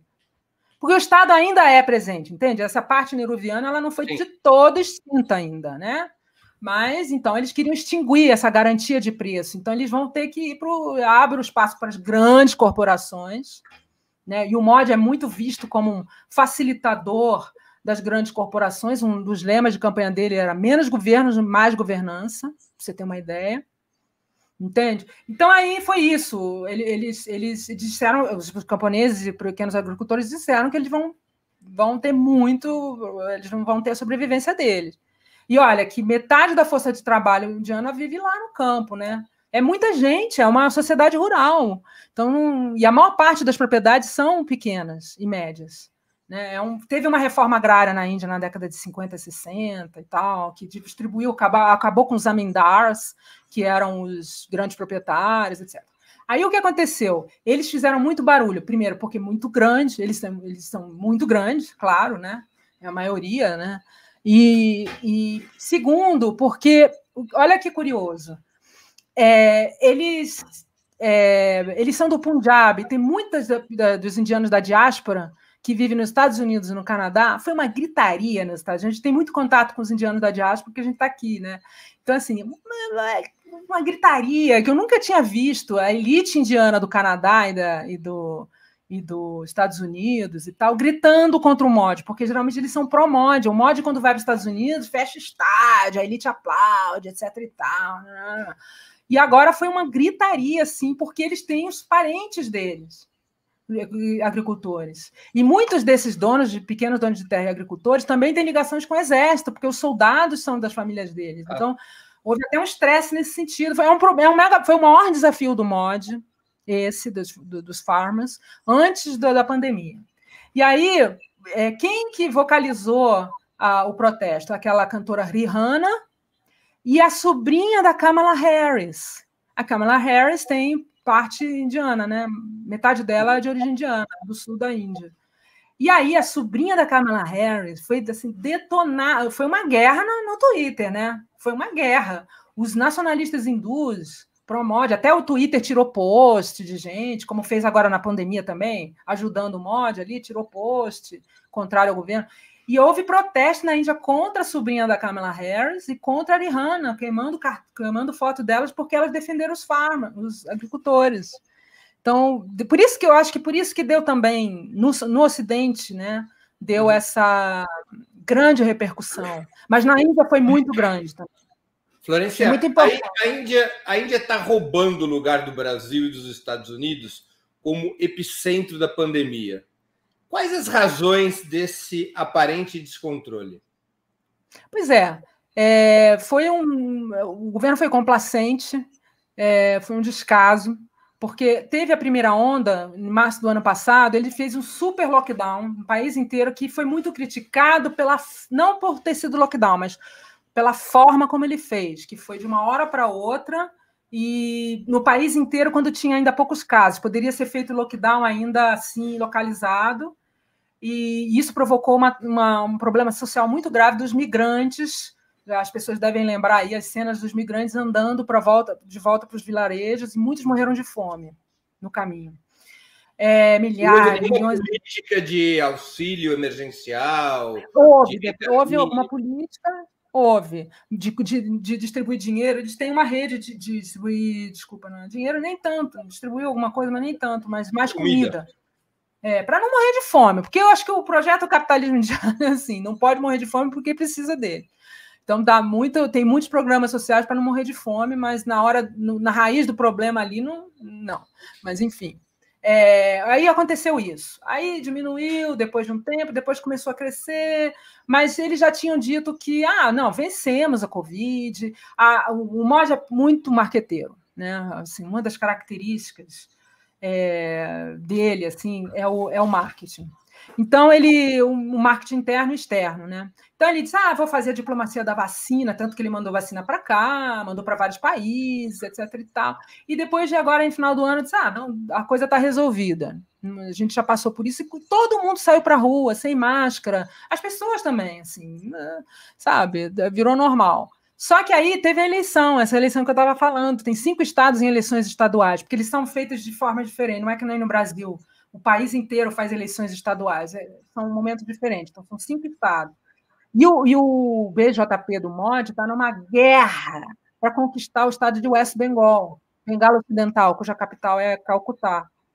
Então, porque é muito importante eles conquistarem, e eles ignoraram a questão de não aglomeração, deixaram rolar um festival hindu chamado Kumbh Mela, que é o maior de todos, que reúne milhões de sadhus, que são aqueles homens hindus e fiéis, na beira do Ganges, deixaram rolar. E aí foi isso, né? Aí aconteceu isso. Agora ele está num bombardeio. Ontem eu estava vendo programas de análise de TV sobre ele está assim. Eu não sei não o que vai acontecer, porque a previsão do governo indiano era crescer 11% esse ano. Ano passado teve uma retração de 8% a 10%. Esse ano a previsão vamos crescer 11% e tal. Mas ontem eu estava ouvindo um economista indiano dizendo assim, olha, a gente vai voltar com essa onda agora para abaixo do crescimento de 2019, que era por volta de 4 pontos alguma coisa. Então vai ter uma influência aí nesse crescimento da Ásia, enfim, do indiano, com certeza. A Índia não tem um sistema de saúde público do tipo que nós temos aqui no Brasil. Não, nós temos que agradecer o nosso SUS maravilhoso. Quer dizer, sei que está sendo atacado, mas eu acho que se há uma coisa que o brasileiro devia fazer enfim, lutar por isso, porque na Índia, quando você fica doente, você é de classe média baixa, você não tem condições de ir para hospitais ricos. Os hospitais ricos são muito bons, os hospitais elite são muito bons, mas não é para classe média baixa nem para o pobre. Então, quando eles ficam com doença séria, aí o bicho pega. Entende? Aí eles ficam pobres. Tem uma estatística que eu esqueci, de quantas milhões de pessoas por ano caem na pobreza por causa disso. Por exemplo, você vê a Índia da escuridão, as crianças subnutridas, né? A Índia tem 1/3 do número de crianças subnutridas no mundo. A maior parte das crianças que morrem é por devida desnutrição. Você vê as criancinhas nas ruas, lá nas grandes cidades. No interior é pior. Quando você viaja de trem, de carro, aí você vê o que você quer e o que você não quer, né? Aquelas crianças bem subnutridas. Você acredita que o aprofundamento da pandemia pode levar a uma ebulição social ainda mais forte, eventualmente ameaçando o sistema político e abrindo outras possibilidades para o futuro do país? Olha, eu não sei se está no momento, por exemplo, esses movimentos que a gente estava falando, eu acho que eles ainda não têm, digamos assim, aquela acumulação de força para conseguir reverter desse jeito, mas talvez o MOD perca muita força e o partido do Congresso, que é de centro, né, consiga vencer as próximas eleições, mas está ainda longe, porque ele venceu a eleição em 2019, e eles são muito profissionais. O partido do MOD é muito profissional, enraizado, sabe mexer com a emoção das pessoas, com o ressentimento, mídia social, são exércitos de mídia social. Realmente é muito difícil vencer a extrema-direita. Mas eu acho que se há um momento é agora. Entende? Porque o que eu estava ouvindo ontem, assim, as críticas a ele... Ontem eu ouvi um historiador indiano maravilhoso, Ramachandra Gurra, que é muito bom. Ele estava assim, arrasando com o governo, sabe? Fazendo uma análise do estilo do MOD, dizia que ele era megalomaníaco, que não colocava gente competente do lado dele, sabe? Porque não quer ofuscar, enfim, fazendo uma crítica assim devastadora. Mas ele já faz há muito tempo. Agora, eu acho que essas críticas se avolumaram tanto no movimento dos agricultores, que foi uma coisa diferente. Naquela época, naquele momento, eu não dizia maior desafio do MODMA, segundo maior agora, né? Porque o maior agora é a pandemia, tá terrível, tá chegando na Índia rural. Não sei se a mídia corporativa vai, como é que fala, reportar isso. Não sei, porque não sei se os repórteres estão a campo, não sei se eles vão ter interesse, porque parece que já chegou e lá não tem hospital. Então, como eu falei, 70% da população indiana mora na Índia rural. Então, está terrível a situação lá, está todo mundo contaminado. A gente já conhece dezenas de pessoas já morreram, que a gente conhece, e que estão sendo contaminadas lá.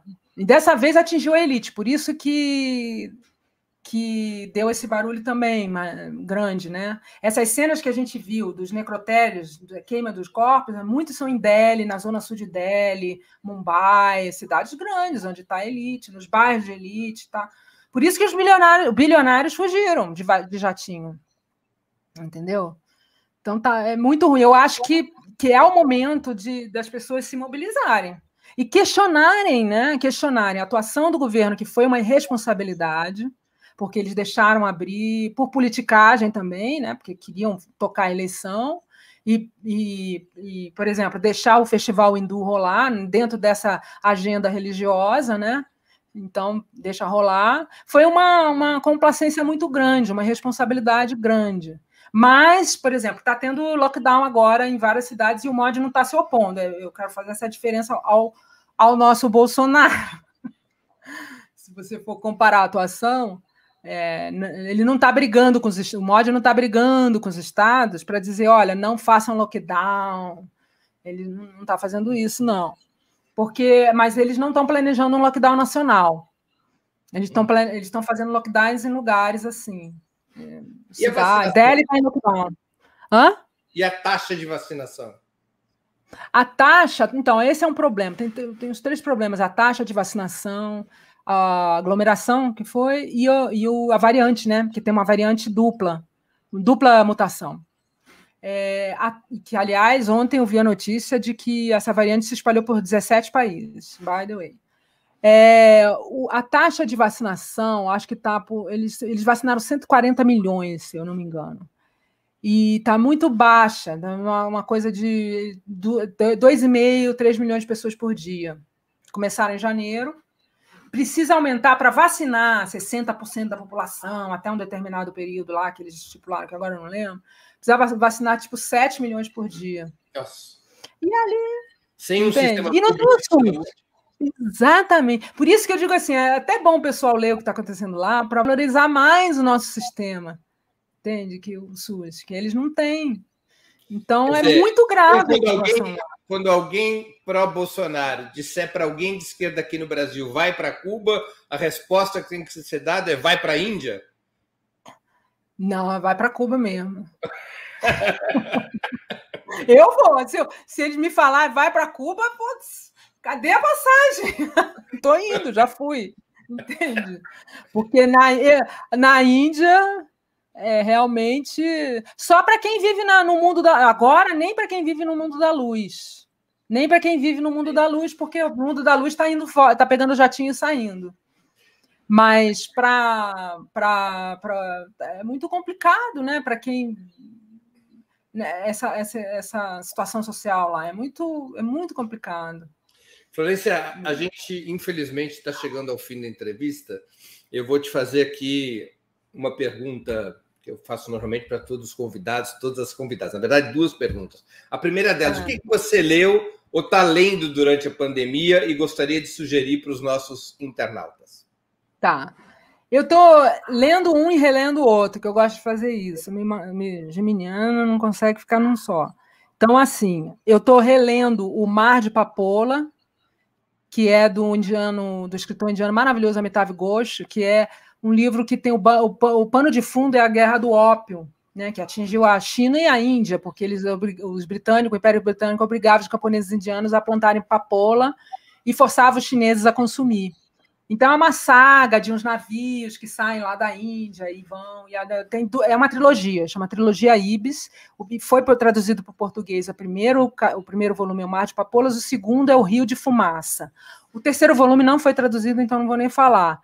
É um livro muito bom, muito sofisticado, e que você aprende sobre a cultura indiana, sobre esse momento histórico, e é uma saga dos personagens que estão nesse navio. Em vários navios, na verdade. E o outro livro que eu estou lendo é um livro chinês que eu comecei a ler, então, mas é Na Terra do Cervo Branco, do Shen Zhongxi, chinês. É um livrão bem grosso, assim, sobre a história de 3 gerações de famílias chinesas, e aí, através da história da China, né? Começa na China rural, eu tenho muita curiosidade de saber como é lá, para fazer a comparação com a Índia e ver, enfim, saber da história, né, da China. Esse aí eu estou começando, mas, enfim, eu procuro ler muitos indianos e agora eu estou procurando coisa chinesa para ler também, né? Já que estamos no século da Ásia, já. E você... não tem como... E série? O que você viu ou está vendo e gostaria de sugerir? Bom, a série que eu sugeriria é uma indiana chamada Um Rapaz Adequado, The Suitable Boy, é baseado num livro, The Suitable Boy, lançado em 1993 pelo Vikram Seth, e que é a pano de fundo. Você vê que eu gosto de livro de coisa que tem um pano de fundo histórico. Pano de fundo da Índia pós-independente. Então, a história de uma família. Essa moça que está na frente é uma moça que está procurando alguém para casar. E aí ela se apaixona por um muçulmano, e aí dá confusão, não vou contar para não dar spoiler. Mas assim, essa série foi dirigida pela Mira Nair, que é uma das maiores diretoras da Índia. Ela mora nos Estados Unidos e tem filmes maravilhosos. Então vale muito a pena ver a reconstituição da época e você vê aquele momento, né, pós-violência, pós-partição, em que havia, no momento da era Nehru, em que havia uma perspectiva de esperança, de construção de um país secular, que respeita as minorias, democrático e tal. Embora tenha cenas de violência na série, porque vai contar, ainda está na transição, né? Então é muito bonito, ao mesmo tempo, e você aprende... E onde as pessoas podem encontrar? Em que serviço de No Netflix. No Netflix, por isso que eu até botei. Esse é o Netflix, é uma série. É pequena, 6 episódios, dá para ver rapidinho. A Suitable Boy. Suitable Boy, eu acho que eles botaram em português lá, Um Rapaz Adequado. E tem o livro traduzido em português, para quem quiser ler também. Um Rapaz Adequado. Essa é a série, não sei se é de filme, aí eu tenho duas... Bora lá! O filme também da Netflix, né, que é o Tigre Branco, que é muito bom, é baseado num livro lançado em 2008 pelo jornalista Ravindra Diga. Eu até entrevistei ele na época lá. Que é muito interessante, porque é um personagem que mora no interior da Índia, vai para a cidade trabalhar como no auge dessa liberalização, né, da nova Índia, né? E aí ele vai trabalhar como motorista, e aí ele acaba para ascender, ele acaba cometendo um crime. Ele ascende por causa ele tem uma ascensão social devido ao crime. Ele conta, o livro é uma carta, sei lá, um e-mail, carta, que ele escreve para o Hu Jintao, que era então presidente da China, que ia visitar a Índia. Então ele fala sobre o desenvolvimento, é muito irônico, ele tem um humor muito ferino, assim, sobre o desenvolvimento excludente, sobre ou você devora aquilo que eu falei no início, ou você é devorado. E ele devorou para ascender, né? Porque se ele não devorasse, ele ia ser devorado, entende? É muito bom, o livro é muito melhor do que o filme. Porque, óbvio, o livro é muito melhor. Então, eu recomendo, tem em português, o Tigre Branco, Aravinda Digo, eu recomendo. Esse é um. O outro, que aí é um filme soviético que eu tenho visto de vez em quando, é antigo, de 1957, quando voam as cegonhas, né? Pichati Juravli, em russo, que está escrito embaixo, que é um filme que eu já tinha visto há muitos anos, na época que eu morei lá, muitos anos. Aí eu revi aqui na internet, muito lindo, o efeito da guerra na vida das pessoas. É um filme bonito cinematograficamente, a história é muito bonita também, eu recomendo. Eu adoro histórias da Rússia, da União Soviética, na Segunda Guerra Mundial, porque quando eu fui morar lá, é que me ficou mais presente a importância deles para a Segunda Guerra, porque a gente tem aqui na periferia, né, dos Estados Unidos, a gente recebe um conteúdo de que quem venceu a Segunda Guerra foram os aliados ocidentais, mas os russos, até hoje, o efeito da guerra dos russos eu sentia lá. Eles, até crianças, mulheres hoje, eles até hoje comemoram, e é muito emocionante. É muito emocionante a forma como eles se emocionam até hoje. Assim. Eu adoro filme que fala sobre isso, então eu recomendo muito ver. Florência Costa, foi um enorme prazer essa entrevista. Eu queria te agradecer pelo seu tempo, todo mundo aqui comentando, querendo que continue, que a gente faça novas entrevistas sobre a Índia. Pode ser temática. Eu queria te agradecer por ter aceito o convite. Foi uma enorme fonte de conhecimento e um prazer essa conversa. Obrigada, sou eu que agradeço. Espero que eu tenha conseguido esclarecer. É muito difícil explicar a Índia assim rapidamente, mas, enfim, eu que agradeço. Foi uma ótima conversa. Encerramos assim mais uma edição do programa 20 Minutos. A nossa convidada de hoje foi Florência Costa e o nosso tema foi a Índia, o presente, o passado, o presente e o futuro da Índia. A próxima edição do programa 20 Minutos será na sexta-feira, às 11 horas da manhã, nos canais de Ópera Mundi, no Twitter, no Facebook e no YouTube. Nós entrevistaremos o prefeito de Araraquara, do Partido dos Trabalhadores, Edinho Silva, sobre o combate à pandemia. Araraquara, a cidade que Edinho Silva governa, é hoje um exemplo, talvez o principal exemplo, no combate à pandemia no Brasil. Até lá e um grande abraço. Para assistir novamente esse programa e a outras edições dos programas 20 Minutos, se inscreva no canal do Ópera Mundi no YouTube. Curta e compartilhe nossos vídeos, deixe seus comentários. O jornalismo de Ópera Mundi é mantido com o seu apoio. Faça uma assinatura solidária em www.operamundi.com.br. Com um pequeno valor mensal, você nos ajuda no desenvolvimento de um jornalismo independente e de qualidade. Obrigado pela audiência e até a próxima.